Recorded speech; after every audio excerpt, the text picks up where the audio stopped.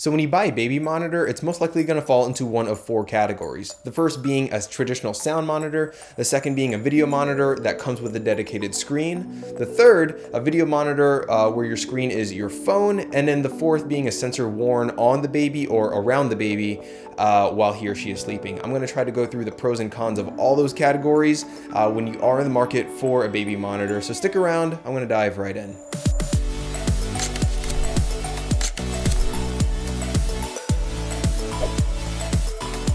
Hey guys, Andrew here with another tier review where we vlog, chat fatherhood, and share our thoughts on family-related products. So that first category that we mentioned, when you're buying any sort of nursery monitor, are sound monitors. It's probably going to be the most common one, the most traditional one.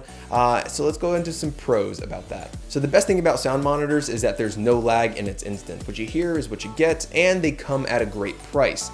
Now the obvious con is that you can't see the baby. And if that's something that you really want, then it's probably not going to be the best option for you. In our nursery, we've been using the VTech Safe and Sound DM221, which we've been pretty happy with. It was a simple buy on Amazon, and VTech seems to have the best options on Amazon. We don't really intend on testing any others, but we've been happy with what we've been using. The next category that's really grown in popularity are video cameras that come with an app so that your phone can serve as your main monitor. Some of the best brands in this space are Nest, Arlo, and I would say Amcrest. They're traditionally security brands that have really branched out into the baby making into the baby space, not the baby making space. That'd be weird. I'm sure you've heard of some of those brands, but let's go ahead and dive into some of the pros about going with this kind of option. In my opinion, these cameras offer better quality, better features, and they have recording capabilities because you got to remember a lot of these brands identify primarily as security brands, not just traditional baby brands. They emphasize security a lot more. And I've said it before, but my favorite thing about running with these cameras is that they have life after a nursery.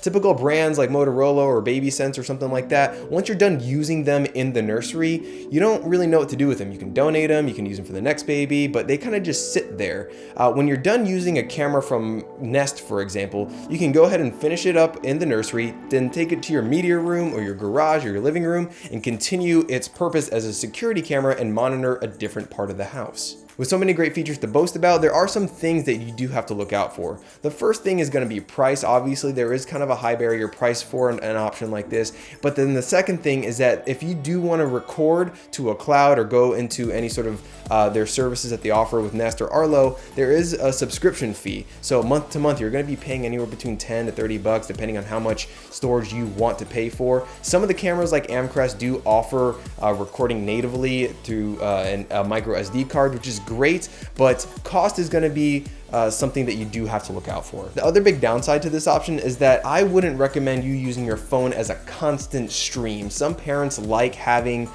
their phone perched on a desk or something like that so they can always have an eye on the baby. This option is more for, I'm gonna just poke in and just kind of see how the baby's doing and come in and out, not for constant streaming. If you do want a constant stream, it's gonna slay your battery and you might need some sort of external battery source or keep it plugged in. And when I have done that with our Amcrest model, the phone got really hot and it was just kind of like, this really isn't the best option for constant streaming. So that brings us to option number 3, and that's your video camera that comes with a dedicated monitor. This has been a very popular option for a lot of parents who do want that constant stream to be able to see and hear and even talk to the baby through that dedicated monitor. And some of the brands are even stepping up the features by telling you other metrics like air quality and room temperature. So what are some of the cons about this option? Well, for me, in my opinion, I've never really been happy with the quality of any of those cameras with the standalone monitors. I feel like the frame rates are always so choppy. The quality is just terrible, even though they boast 1080p. Some of them are still behind on only 720p, and I feel like they're not really making the push or the advancements that new millennial parents like ourselves really want to see out of these traditional baby brands. Motorola and Project Nursery are churning out some decent cameras, but I personally haven't been happy with them. It's just not up to my personal standard of what I want to see in a baby camera. It's a camera, and maybe I'm a camera nerd, but I personally have not been happy with some of the low light capabilities or the camera sensors that these cameras are packing in their current models.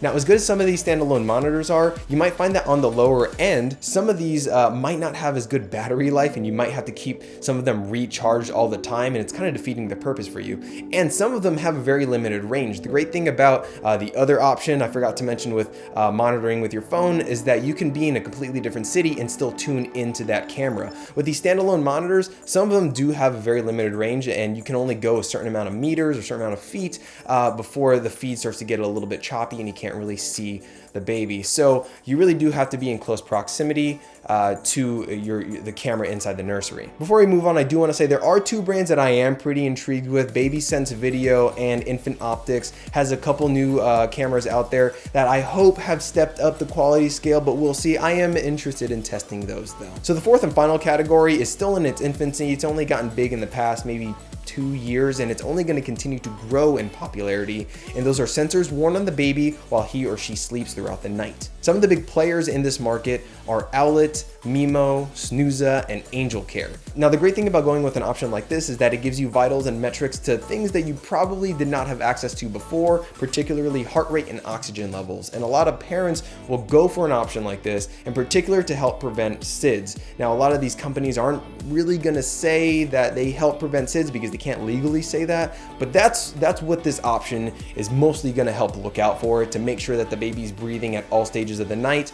And they all come with apps that you can have access to on your phone so that you can keep monitoring, and when any sort of levels get dangerous, then it'll alert you, and then you can wake up and you can, go take care of the baby. So as cool as this category is turning out to be, some parents might not agree with it, and it's because technology is being worn on the baby at all times, and some people might be irked out by that. The Snooza is like worn on the diaper, kind of in that navel area, and then the Owlet is worn in a sock on the foot. There aren't any major reports about big, huge long-term effects, I don't think, but there aren't really any reports saying that this is the best thing possible for your baby as well. So there are competing schools of thought when it comes to technology being so close to the baby, and depending on where you lie on that spectrum, you got to take that into consideration as well. Another big con is the high price tag. It is a little high barrier. Some of these things going upwards of $300 for some of these sensors, so you do have to look out for that as well. So that about wraps up the 4 categories to consider when you are buying a monitor. Now, to end it, I'm going to give you a quick rundown of what we're working with in our nursery.